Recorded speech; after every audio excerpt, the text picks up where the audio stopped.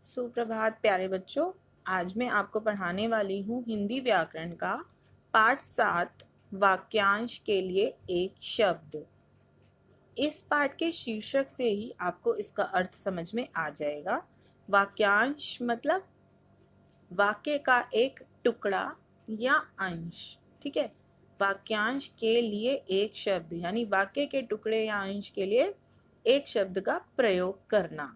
इससे क्या होता है बच्चों, इससे हमारा जो वाक्यांश के लिए का एक शब्द होगा वो एक तो सरल बन जाएगा और रोचक बन जाएगा। जैसे हम इसके लिए उदाहरण लेते हैं, दूध बेचने वाला। दूध बेचने वाले को हम क्या बोलते हैं? दूध वाला। तो वाक्यांश क्या हुआ? दूध बेचने वाला, और उसके लिए एक शब्द क्या हुआ? दूध वाला, ठीक है।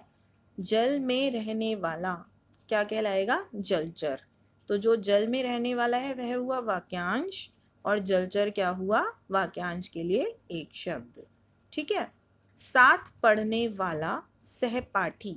तो जो साथ पढ़ने वाला है वह है वाक्यांश, और सहपाठी हुआ उसके लिए एक शब्द।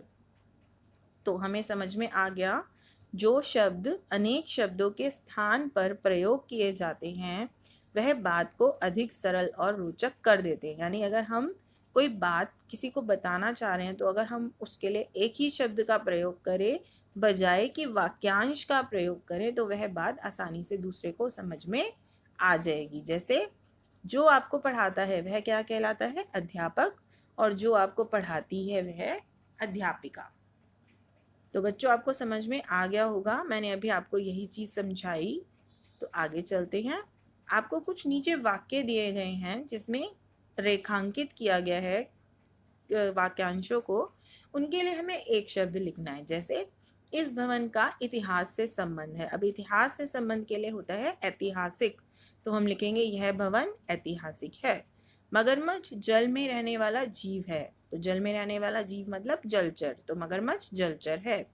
कनॉट प्लेस में आकाश को चूमने वाले भवन हैं। आकाश को चूमने वाले के लिए हम गगनचुंबी का प्रयोग करेंगे, तो कनॉट प्लेस में गगनचुंबी भवन है। ईश्वर सब कुछ जानने वाला है। सब कुछ जानने वाला मतलब सर्वव्यापी, तो क्या कहेंगे? ईश्वर सर्वव्यापी है। सोनल बहुत कम बोलने वाली लड़की है। बहुत कम बोलने वाली को बोलते हैं मितभाषी, तो हम क्या बोलेंगे? सोनल मितभाषी लड़की है।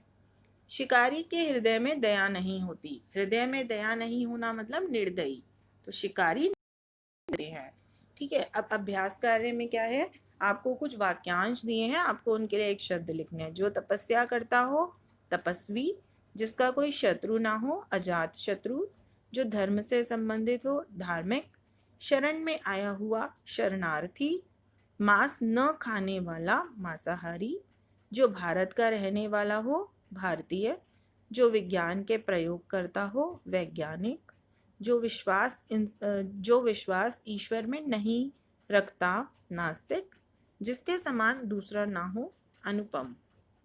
वर्ग पहेली में से उचित शब्द छांटिए और लिखिए। नगर में रहने वाला नागरिक, सरलता से प्राप्त होने वाला सुलभ, जिसका कोई आधार ना हो निराधार, जिसकी कोई उपमा ना हो अनुपम, और जल में रहने वाला जीव जलचर। तो आशा करती हूँ आपको यह पाठ समझ में आ गया होगा। धन्यवाद। आपका दिन